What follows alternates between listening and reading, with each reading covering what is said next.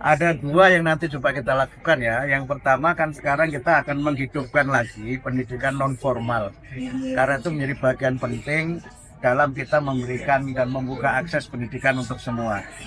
Nah, kemudian yang kedua, rumah belajar itu nanti bentuknya bisa kita lakukan dalam berbagai pendekatan. Bisa inisiatif dari masyarakat membentuk rumah belajar sebagai bagian dari pendidikan non formal. Bisa juga mungkin bentuknya rumah-rumah belajar ini kita selenggarakan di tempat-tempat sekolah-sekolah formal yang mungkin pada saat sore hari atau malam hari itu bisa digunakan. Karena mungkin banyak anak-anak kita yang tidak bisa sekolah itu karena bekerja, bisa juga mereka tidak bisa sekolah karena jaraknya jauh dari sekolah yang ada, sehingga kita berusaha untuk menyediakan sarana belajar yang lebih mendekatkan dan memudahkan anak-anak Indonesia untuk dapat belajar dan mendapatkan haknya sebagai bagian dari generasi bangsa kita di masa akan. Pak, berarti ini salah satu cara untuk menekan angka putus sekolah dini ya, Pak? Betul, karena angka putus sekolah itu kan faktornya berbagai macam ya. Sebagian karena alasan ekonomi, sebagian juga karena alasan ya domisili. Kan kita sering ya mendapatkan kiriman video-video dari masyarakat yang menggambarkan betapa susahnya perjuangan anak-anak kita untuk bisa ke sekolah, dan juga memang sebagian karena faktor-faktor yang mungkin bersifat intelektual ya, bersifat intelektual, misalnya anak-anak yang memiliki disabilitas atau keterbelakangan dalam belajar, ini memang harus ditreatment secara khusus karena program sekolah inklusi yang sekarang ini berjalan kan masih belum bisa maksimal, sehingga harus kita buka berbagai opsi bagaimana agar semua anak Indonesia apapun keadaannya mereka tetap bisa belajar sebagai bagian dari bekal dan modal kita untuk menjadi generasi yang hebat di masa depan. Pak, setelah retret kemarin Pak, ini ada pesan atau pesan tersendiri gitu dari Pak Prabowo terhadap pendidikan mungkin? Ya, beliau berkali-kali menekankan pentingnya pendidikan sebagai bagian dari kita membangun sumber daya manusia dan menjadikan Indonesia sebagai negara yang kuat dan negara yang hebat. Berkali-kali beliau menekankan di antara program besar beliau selain hilirisasi adalah program yang berkaitan dengan peningkatan kualitas pendidikan, sehingga beliau memberikan perhatian serius termasuk misalnya usaha untuk bagaimana bisa mendirikan sekolah-sekolah unggul, kemudian juga usaha untuk bagaimana agar guru-guru bisa mendapatkan kesejahteraan sebagai ujung tombak pendidikan. Saya kira guru perlu mendapat perhatian, salah satunya dari kesejahteraan supaya mereka bisa lebih baik lagi di dalam pengembangan proses. Pak, untuk Pak Prabowo kan fokus untuk meningkatkan kualitas pendidikan matematika ya, Pak. Nah, ini sebenarnya kenapa, Pak? Matematika ya, tidak hanya matematika, juga sains dan teknologi, juga saya kira juga penanaman pendidikan nilai ya, pendidikan nilai, karena beliau juga menekankan pentingnya penguatan pendidikan karakter. Ini kan bagian juga dari perhatian beliau ya, sampai di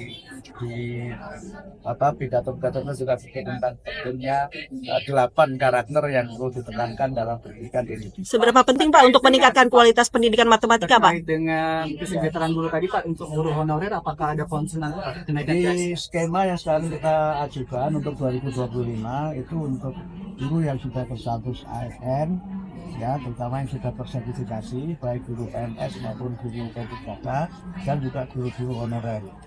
Tapi jumlahnya, maksud saya jumlah gurunya sekarang masih kita data kembali karena memang sangat banyak yang harus kita update, sehingga nanti mudah-mudahan setelah datanya bisa kita update secara akurat dan kemudian kita ajukan kepada Menteri Keuangan. Mudah-mudahan pada dalam waktu tidak terlalu lama, mudah-mudahan pada tahun 2025 sudah bisa terrealisasi. Seberapa Pak, untuk seberapa penting Pak? 12 tahun ada tekad. Seperti apa?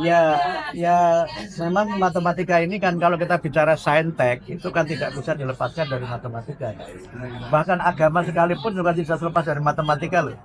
Jadi kalau kita misalnya, mohon maaf ya, misalnya menghitung arah kiblat. Boleh ke kamera, kan pakai arah kiblat itu kan pakai sudut matematika kan, berapa sudut, berapa derajat kan matematika. mohon maaf, menghitung warisan juga matematika kan. Wah, kalau matematika nggak bisa juga warisannya bisa keliru. Jadi ilmu ini sangat penting ya, dan sebagian memang kita menyadari bahwa numerasi kita kan masih rendah. Selain literasi kita juga masih rendah. Bahkan sekarang di kalangan sebagian pelajar itu matematika menjadi momok gitu. Karena dibilang matematika ini buat kita mati-matian katanya begitu. Jadi kita buat matematika ini menyenangkan. Kemudian matematika ini diajarkan secara mudah, ditekankan logikanya, sehingga karena itu Pak Prabowo juga menekankan ada pelatihan guru matematika yang kami sedang susun programnya. Mudah-mudahan bisa kita laksanakan di tahun 2025 juga. Terutama untuk matematika dari TK ya, TK dan SD.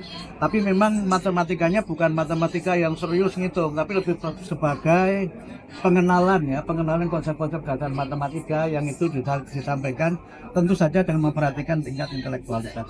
Pak, berarti ini fokus untuk meningkatkan skor PISA juga ya?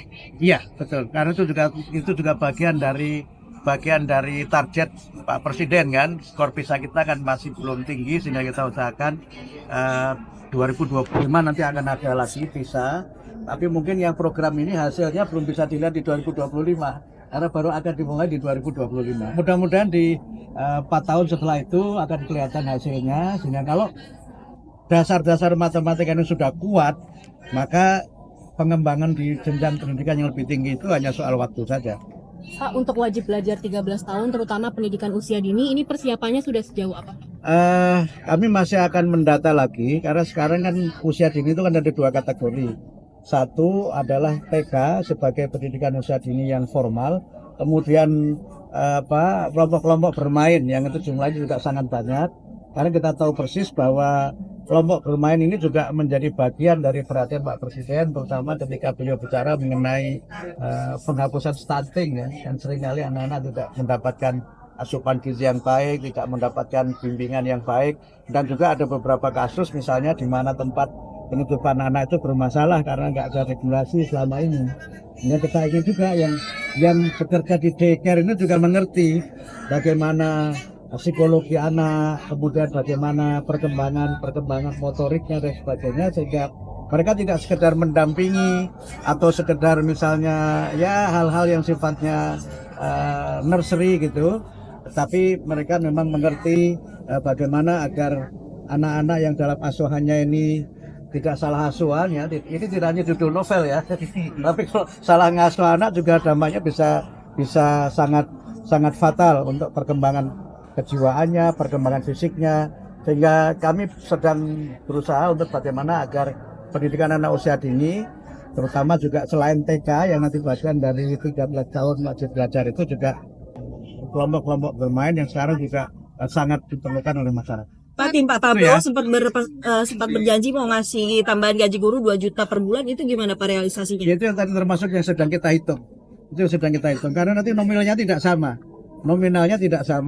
Sehingga kita harus hitung betul, jangan sampai mereka yang berhak tidak menerima, tapi yang kemudian mereka ini tidak berhak malah menerima. Jadi jangan sampai yang berhak tidak menerima, yang tidak berhak malah menerima. Ini kan sangat bergantung dari akurasi data kita. Berarti ada kualifikasinya ya Pak untuk dapat tambahan gaji 2 juta itu? Ada dong, ada. Kalau nggak ada rebutan nanti. Makasih Pak.